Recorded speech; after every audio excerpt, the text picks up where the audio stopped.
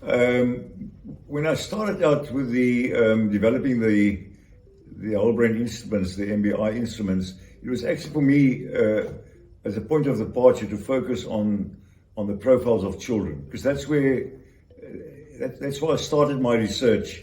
And so it was very important to me to dig a bit deeper into that. And I remember when my two sons were about 10 and 11 years old, I developed what is called the MBI Junior instrument, primary school, elementary school level. And I remember they sat down and with their profiles there, and I explained to them what their profiles meant. And I showed them, I first of all said, listen, there's no good or bad, you're right or wrong. And I said, well done, you both got 300, yippee, yippee.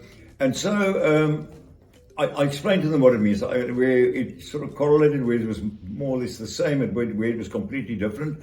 And I explained to them what that means. I said to them that they will probably like different friends, and they will like certain teachers. And I explained to them and I showed them their parents, my wife Inga, myself, our profiles to them, and what it meant to relate to us as parents, and vice versa, and so on.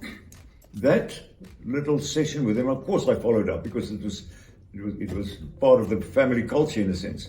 But that little session with them and the follow-up, the results of it was that my two sons are now adults, and people who know them will tell you there has never been any conflict with my two sons.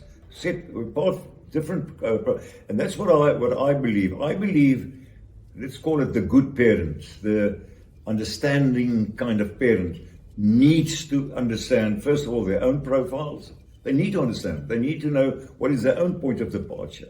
And they need to understand the profiles of their children, especially if you have more than one child. You can probably be sure that they have different profiles. And you can't approach them in the same kind of way. It's the same that you trigger incorrectly if that is the case. You need to understand that. And this really simple kind of example is, let's say, for instance, you're an L2 parent, and you're this neat, orderly kind of parent. You like that time is very important to you. When you eat at 7, it's 7. You need to go, the cupboards are sort of neat like this. Everything is fine. Nothing wrong with it, of course. But you've got two children now. Your daughter of 10 looks exactly like you, the profile. So she comes home in the afternoon. She puts a little bag down there and she said, Mama, eat quickly and I need to go do my homework. And then she goes up to a neat little room. And she's got a little plan according to, she studies to a plan, and you eat 7 o'clock, she's there 5 to 7, and you say to yourself, oh, what did I do to have a wonderful, great child like this? But now Johnny is 13 years old, but Johnny's the complete opposite. He's a very strong R1. And he doesn't, time is not so important to him, and orderliness and neatness not so important. So he comes home, he throws his bag on the floor, one sentence for 12 years, Mom, I've got no homework. And so then he rushes up to his chaotic room, and then he's there for a minute, then he loses focus, he comes down again. And now you start to have a conflict with this child. You stand there and you say, kyk na die gemors, look at this rubbish room and all that sort of stuff. And this goes on and on. The point is, you've never entered the brain of your child that is different. And so there's always this conflict. It's always wrong. It's got nothing to do with right or wrong.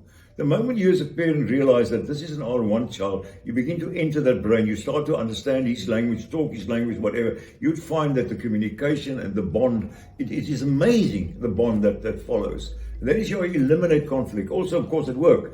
But and this is where happiness starts at home, when you are able to be a parent for more than one child. But not only that, you guide them later on when you understand this in subject choices. You don't need experts to do that for you. Sit with them because you know their brain profiles, you know what they're good at school. You combine that and you say, okay, this is probably what you should step into, and you communicate about that. So there are so many pluses when you're a whole brain parent, because it's a total difference between a parent and being a whole brain parent. Complete difference.